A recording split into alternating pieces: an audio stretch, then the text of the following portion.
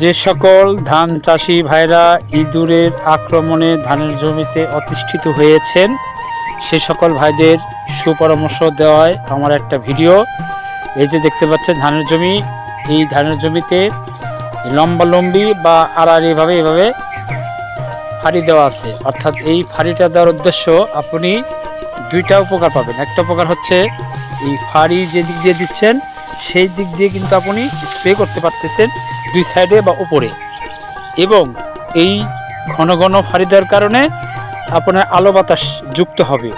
আর যত আলো বাতাস সেখানে থাকবে দিনের বেলা ইঁদুর তত আক্রমণ থেকে দূরে থাকবে। তাই যে সকল ধান চাষি ভাইরা স্প্রে করতেছেন ফ্যানথয়েট স্প্রে, অর্থাৎ 50 cc ফ্যানথয়েট, যে কোনো কোম্পানি হতে পারে, এই ফ্যানথয়েট স্প্রে করতেছেন ঠিক আছে, শুধু ধানের উপর দিয়ে চলে যাচ্ছেন, কিন্তু এটা করলে হবে না। আপনাকে করতে হবে এই যে আমি একটা ধানের জমিতে পদ্ধতি দেখাচ্ছি, এইভাবে আপনাকে ঘন ঘন ফাড়ি করতে হবে। এই ফাড়ির মাঝখান দিয়ে স্প্রে করতে হবে এবং ধানের উপরে বা নিচে, তাহলে সেক্ষেত্রে আপনি ধানের ইঁদুরের আক্রমণের হাত থেকে আপনি রক্ষা পেতে পারেন। আমি এই পদ্ধতি করেছি, আপনিও করতে পারেন।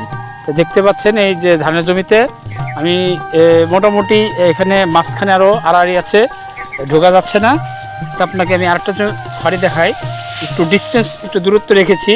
কেন জানেন? কারণ এই যে জমির চতুর সাইড দিয়ে কিন্তু আমি আগে স্প্রে করে নিয়েছি।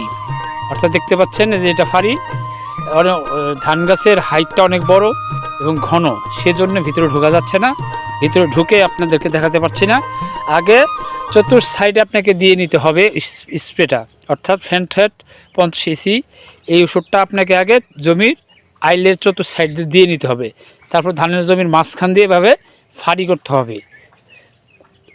বেশ কিছু দূর দূর ফাড়ি করার পরে আড়াআড়ি এবং লম্বালম্বি এভাবে ফাড়ি করার পরে জমিতে আপনি স্প্রে করবেন। আশা করি ইঁদুরের হাত থেকে আপনি রক্ষা পাবেন।